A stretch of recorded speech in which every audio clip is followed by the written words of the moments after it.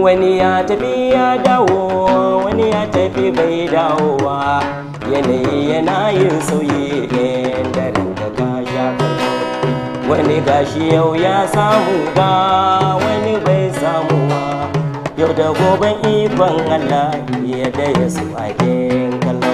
Akwai mawaƙa da dama wanda suka yi waƙoƙi wanda ni har yau gobe ina saurara su kuma sun yi ajiya kuma ta yi daidai da yau kuma za ka ga cikin ikon Allah gobe in aka tashi za a ga abin yana tafiya da wannan. Yau da gobe ta Allah ce hasada babbar cuta zafin nema.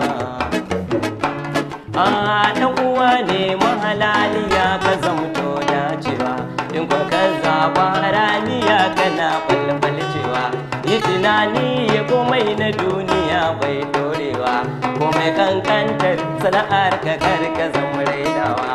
Yi tunani kafin ka an wasu sun yi wucewa, wani yau kura ta ruwa yake yin turawa, wani ya ɗau babur a caɓa ya kai yin zagawa, wani ko ya sarmasai yake yana daga jurewa.